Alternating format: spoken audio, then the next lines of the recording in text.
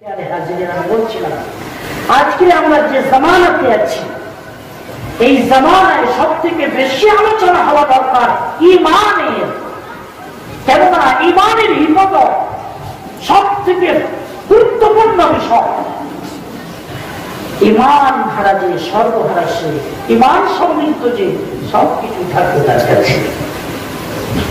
রাসূলুল্লাহ সাল্লাল্লাহু আলাইহি ওয়াসাল্লাম বলছেন, বুখারী মুসলিম শরীফের হাদিস, মিশকাত শরীফে 12 নম্বর পৃষ্ঠার মাঝখানে লেখা আছে, আল ঈমান বিদ'আ সাবউনা শুবাতান ফাযলুহা কাওলু লা ইলাহা ইল্লাল্লাহ ওয়া আদনাহা ইমাতাতুল আযা মিন তারিক ওয়াল হায়াউ শুবাতুন মিনাল ঈমান। ঈমান কাকে বলে? ঈমান ঈমান কাকে বলে? তাহলে ঈমান বিদ'আ সাবউনা শুবা, 70টারও বেশি এর শাখা ও শাখা আছে। ঈমানের 70টারও বেশি শাখা ও শাখা আছে। শুরুতে আলোচনা করছিলাম ইমাম বাইহাকি এই হাদিসটা সামনে রেখে মোটা মোটা 6 খণ্ডের বই লিখেছেন। বইটার নাম শুআবুল ঈমান লিল বাইহাকি। এর বাংলা নেই, এখনো বাংলায় বইটা অনুবাদ হয়নি। আরবি মূল বইটা আমার কাছে আছে। ঈমানের 72টা শাখা জানতে হবে না? হবে না? আমার উম্মতি ঈমান ছাড়া নাজাত নেই। শুনে নাও, সেই ঈমানের 70টারও বেশি শাখা প্রশাখা আছে। ওগুলো জানো? শাখা প্রশাখা গুলো তো তাজা রাখো, হেফাজত করার চেষ্টা করো। তা না হলে হয়তো ঈমানটা মাঠে মারা যাবে। তুমি মনে করবে আমি ঠিকই আছি। কেন? আব্দুল্লাহ মুসলমান না মানে, জাইনাব ফাতেমা কুলসুম আয়েশা খাদিজা মুসলমান না মানে, নিজের মুসলমানিত্বের দলিল রাস্তার নাম ঈমানের কলিমা জিজ্ঞেস করো, কলিমা বলতে পারে। ঈমানে মুজমাল জিজ্ঞেস করো, না শুনিনি কখনো। ঈমানে মুফাসসারটা বলবে সে আবার বক্তব্য ছোট ছোট বাচ্চারা পড়ে, এরা বলতে পারে ঈমানে মুফাসসার, ঈমানে মুজমাল, প্রথম কলিমা, দ্বিতীয় কলিমা জানা আছে। কিন্তু আমাদের বাচ্চারা অনেকে আছেন যারা এখনো কলিমাটা শুদ্ধ করে বলতে পারবেন না। 70টারও বেশি শাখা। রাসূলুল্লাহ সাল্লাল্লাহু আলাইহি ওয়াসাল্লাম বলেছেন, ফাআফযালুহা কাওলু লা ইলাহা ইল্লাল্লাহ।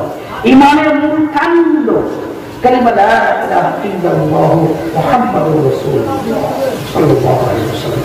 এটা হচ্ছে ঈমানের মূল কাণ্ড, শাখা।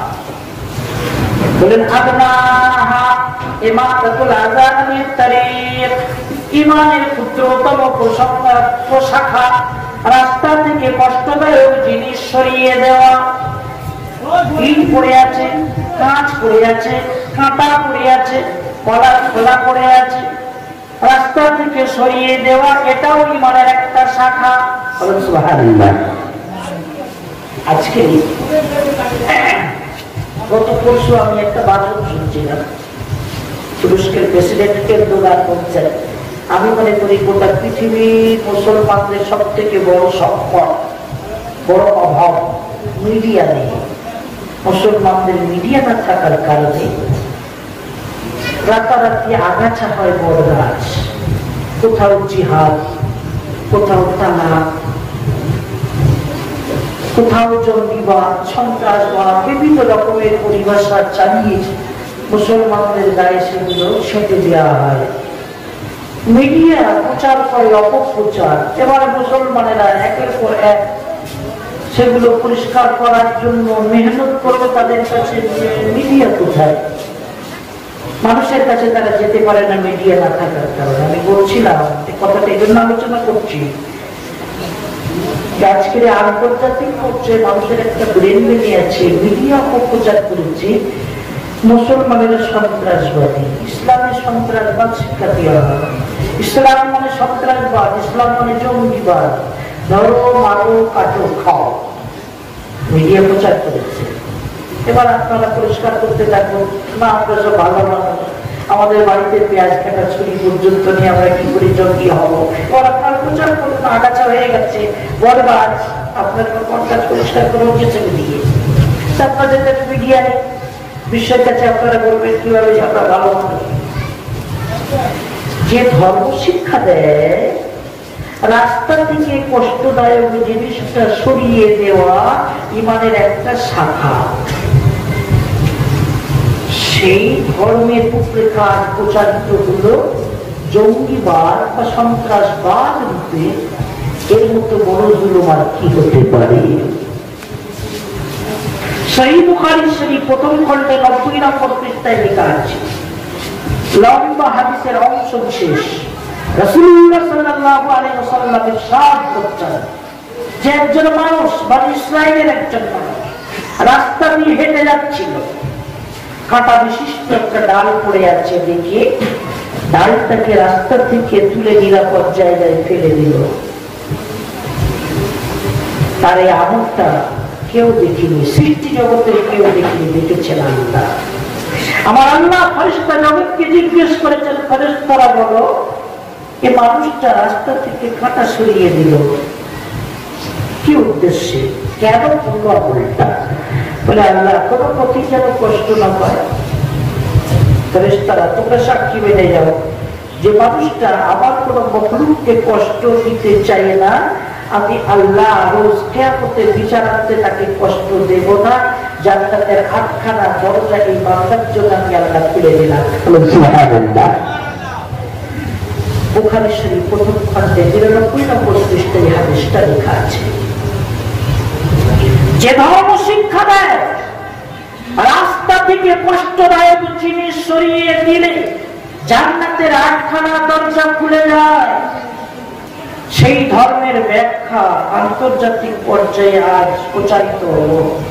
ইসলাম মানে সন্ত্রাসবাদ, ইসলাম মানে জঙ্গিবাদ, ধরো মারো কাটো খাও, এক হাতে কোরআন আরেক হাতে তলোয়ার, কোরআন মানো এটা কি ইসলাম?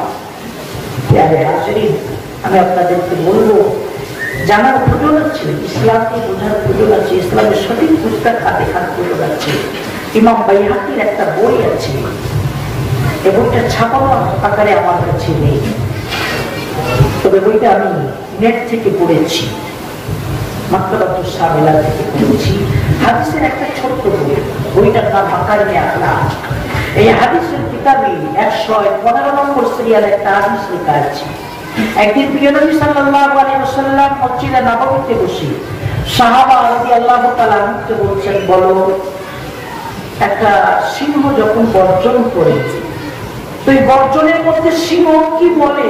বলো মাশাআল্লাহ, জানা থাকলে বলো। আতাদরুন মা ইয়াকুলুল আসাদু ফি যাইরিহি, তোমরা জানো সিংহ যখন গর্জন করে তো কি বলে? সাহাবায়ে কেরাম বলে, আল্লাহর হাবিব সিংহের ভাষা আমরা কি বলি, সিংহ কি বলে গর্জনের সময় আমরা কি জানি? প্রিয় নবী সাল্লাল্লাহু আলাইহি ওয়াসাল্লাম বলেন, সিংহ যখন গর্জন করে তো বলে আল্লাহুম্মা লা তুসাল্লিতনি আলা আহাদিন মিন আহলিল খাইর, ও আল্লাহ আমি হালুম করে আক্রমণ করতে চলেছি, আমি যাতে কোনো ভালো মানুষের উপরে আক্রমণ না করি। ভালোর সমারোহ, ভালোর পদক, ভালোর মর্যাদা রক্ষার দোয়া করে পশুরা সিংহ। সাইয়্যিদুল কাওনাইন ফখরুল আলম, নবীদের নবী নবী মুহাম্মদ রাসূলুল্লাহ সাল্লাল্লাহু আলাইহি ওয়াসাল্লাম বিশ্বকে কি বার্তা দিলেন? হিংস্র পশুদের সর্দার সিংহ হালুম করে আক্রমণ করে কিছু একটা করে বসবে, তার বরদান মটকে দেবে, ওরা পশুর উপর আক্রমণ করবে, কাউকে খেয়ে নেবে। সেখানে সে আল্লাহর কাছে দোয়া করছে, আল্লাহ আমি যেন কোনো ভালোর উপরে আক্রমণ না করি।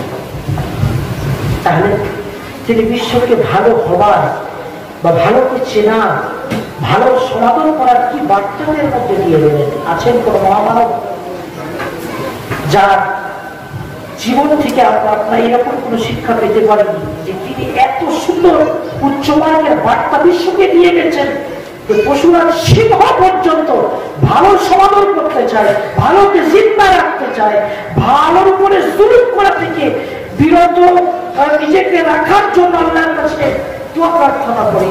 বিশ্বনবী এই যে বার্তা বিশ্বকে দিয়ে গেলেন, এরপরও যদি আজ কোনো বেঈমান, কোনো সত্যদ্রোহী, ইসলাম বিদ্বেষী মানুষ বা কোনো মিডিয়া প্রচার করি যে নবী মুহাম্মদ সাল্লাল্লাহু আলাইহি ওয়াসাল্লাম যুগই তৈরি করে গেছেন, সন্ত্রাসবাদীদেরকে ভূপৃষ্ঠে ছেড়ে গেছেন, তরবারি দ্বারা কোরআন প্রতিষ্ঠিত করে গেছেন, এমন মন্তব্য যদি কেউ করে, আমি মনে করি এর মতন বড় দুর্বার একটি নেই। সহিহ বুখারী শরীফ 2য় খণ্ড 627 নম্বর পৃষ্ঠা থেকে একটা কোটেশন আপনাদের কাছে তুলে দেব। আসলে একটা লম্বা হাদিস, তার প্রয়োজনীয় অংশটা আপনাদেরকে বলছি। রাসূলুল্লাহ সাল্লাল্লাহু আলাইহি ওয়াসাল্লামের কাছে একবার সংবাদ এসেছে, আরবের নাজদ এলাকার অমুসলিমেরা, বনি হানিফা গোত্রের মানুষেরা মদিনার উপরে আক্রমণ করতে চলেছে। তারা সব রকমের প্রস্তুতি নিয়েছে, বরং তারা অভিযানে এগিয়ে আসছে, প্রস্তুতি নিয়ে এগিয়ে আসছে। সংবাদ এসেছে, রাসূলুল্লাহ সাল্লাল্লাহু আলাইহি ওয়াসাল্লাম বললেন যে সংবাদ এসেছে, সংবাদ সত্য হতে পারে, মিথ্যা হতে পারে, যাচাই করে দেখো। সিআইডি পাঠানো হলো। সিআইডি সে সংবাদ দিল, ইয়া রাসূলুল্লাহ, যেমনটি আপনি সংবাদ পেয়েছেন, সংবাদ একদম ঠিক, তারা সশস্ত্র বাহিনী এগিয়ে আসছে, অনেক জায়গা পর্যন্ত তারা এসে গেছে। ইয়া নবী সাল্লাল্লাহু আলাইহি ওয়াসাল্লাম সাহাবাদেরকে মশওয়ারা করলেন, বলো কি করা যায়? সাহাবারা বলেন, ইয়া রাসূলুল্লাহ, আমরা কারোর উপরে আক্রমণ করি না, তবে আমাদের উপরে আক্রমণ করলে আমরা সেখানে চুপ করে বসে থাকি না, हम किसी को छेड़ते नहीं, अगर हमें कोई छेड़े तो हम छोड़ते नहीं। साहबाए किराम बोलेन, या রাসূলুল্লাহ, অনুমতি হলে আমরা মোকাবেলার জন্য পার হব। রাসূলুল্লাহ সাল্লাল্লাহু আলাইহি ওয়াসাল্লাম সাহাবাদেরকে তশকিল করলেন, নাম তরতিব দিলেন, জবাববন্দি করে সাহাবাদেরকে পাঠিয়ে দিলেন। সাহাবায়ে কিরাম বলেন, আল্লাহ হাবিব, আপনি দোয়া করুন, আপনি মদিনাতে থাকুন, আমাদেরকে অনুমতি দেন। আল্লাহ হাবিব সাল্লাল্লাহু আলাইহি ওয়াসাল্লাম সাহাবাদেরকে মদিনা রওনা করে দিলেন। সাহাবায়ে কিরাম সেখানে গেলেন, যুদ্ধ হলো, 8 দিন যুদ্ধ হলো। যুদ্ধে অনেক ক্ষয়ক্ষতি, দুই পক্ষে অনেকে শহীদ হলো, অনেক সাহাবা শহীদ হয়েছেন। শেষে আল্লাহ পাকের মর্জি, মুসলমানেরা বিজয়ী হয়ে গেলেন। মুসলমানেরা জয়যুক্ত হওয়ার পর প্রতিদ্বন্দ্বী অমুসলিমদের দলপতি, নাম তার সুমামা, বাপের নাম উসাল, সুমামা ইবনে উসাল, বনি হানিফা গোত্রের নেতা, তাকে ধরে মদিনাতে এনেছেন। আল্লাহ হাবিব সাল্লাল্লাহু আলাইহি ওয়াসাল্লাম মদিনাতে তাশরীফ ফরমাচ্ছেন। সাহাবায়ে কেরাম সুমামা ইবনে উসালকে, কাফেরদের দলপতিকে ধরে এনে রাসূলুল্লাহ সাল্লাল্লাহু আলাইহি ওয়াসাল্লামের হাতে তুলে দিয়েছেন। ইয়া রাসূলুল্লাহ, এই নেন সুমামা ইবনে উসাল, বনি হানিফা গোত্রের নেতা, এরই নেতৃত্বে যুদ্ধ পরিচালিত হচ্ছিল। এই কোমরে যে তরবারি বাঁধা আছে, এই তরবারিতে আপনার অমুক অমুক অমুক অমুক অমুক অমুক সাথী শহীদ হয়েছে। আল্লাহ রাসূল সাল্লাল্লাহু আলাইহি ওয়াসাল্লামের হাতে তুলে দেওয়া হলো সুমামা ইবনে উসাল। ইতিহাস নয়, হাদিস বলছে, এবং হাদিস এখনো সহিহ বুখারীর 2য় খণ্ডে 627 নম্বর পৃষ্ঠায় চন্দ্র সূর্যের মতন জলজল করছে, বিশুদ্ধ সনদে বর্ণিত। দয়ার নবী সাল্লাল্লাহু আলাইহি ওয়াসাল্লাম কি বলেছিলেন? যদি আমার নবীকে জানতে হয়, ইসলামকে যদি চিনতে হয়, আল্লাহর হাবিবের এই হাদিসটি, এই আখলাক ও আদর্শটি খেয়াল করা হোক। কি বললেন? বললেন সুমামা ইবনে উসালকে মসজিদে নববীতে থাকতে দাও। সাহাবায়ে কেরাম বলেন, আল্লাহর হাবিব, একজন কাফিরকে থাকতে দেব তো মসজিদে? আল্লাহর হাবিব বলেন, আরে আল্লাহর বান্দা মসজিদে থাকবে, অসুবিধা কি আছে? থাকার ইন্তজাম করে মসজিদে নববীর বারান্দাতে সুমামা ইবনে উসালকে নজরবন্দ করে রাখা হচ্ছে। আল্লাহ নবী বলছেন, আমার সাহাবারা, মান কানা ইউমিনু বিল্লাহ ওয়াল ইয়াউমিল আখির ফায়ুকরিম যাইফাহু, আল্লাহর প্রতি যদি ঈমান থাকে, আখিরাতের প্রতি যদি বিশ্বাস থাকে, মেহমানের মেহমানদারি করতে ভুলবে না। তোমাদের কাছে এসেছে মেহমান, হোক সে মুসলিম কি অমুসলিম, ইহুদি জৈন খ্রিস্টান যে ধর্মের হোক না কেন, মেহমান তো মেহমান, অতিথি অতিথি, অতিথির অতিথিয়তায় যেন কোনো রকমের ত্রুটি তোমাদের না হয় ঘোষণা দিয়েছেন। আল্লাহর প্রতি যদি বিশ্বাস থাকে, রাসূলের প্রতি যদি বিশ্বাস থাকে সাল্লাল্লাহু আলাইহি ওয়াসাল্লাম, তাহলে মেহমানের মেহমানদারি করতে, অতিথি আপ্যায়ন করতে কোনো ত্রুটি যেন তোমাদের না হয়। সাহাবায়ে কেরাম বলছেন আল্লাহর হাবিব, তার মানে এই সুমামা ইবনে উসাল আমাদের মেহমান, ওকে দুধতলা ভাত খেতে দিতে হবে, মেহমানদারি করতে হবে। আল্লাহর হাবিব বলেন না, মেহমান তোমরা তাকে ধরে এনেছো, হাতের মুঠে এসেছে, এখন মেহমান। মন না চাইলেও মসজিদে নববীর বারান্দাতে থাকার সুযোগ দেওয়া হয়। মেহমান হিসাবে সুমামা ইবনে উসালের মেহমানদারি করা হলো। সহিহ বুখারী শরীফের হাদিস। যোহরের নামাজ হলো, আসরের নামাজ হলো, মাগরিবের নামাজ হলো, এশার নামাজ হলো, রাত কেটে গেল, ফজরের নামাজ হলো। ইশরাক করার পর আল্লাহর হাবিব সুমামা ইবনে উসালের কাছে যে হাজির বলছেন, কাইফা বিকা ইয়া সুমামা, ও সুমামা বলো বলো তোমার মনের অবস্থাটা কি, বলো কি বুঝছো, মনে কি হচ্ছে বলো, ইসলাম সম্পর্কে কি বুঝলে, 24 ঘন্টা মসজিদে থেকেছ, কি মনে হচ্ছে বলো। সুমামা ইবনে উসাল তখন 3টে কথা বলেছিলেন। বলেছিলেন, ইন তাকতুল তাকতুল জাদাবিন ওয়া ইন তুনাইন তুনিম আলা শাকিরিন ওয়া ইন শিতাল মাল ফা খুযহু মিননি মা শিতা।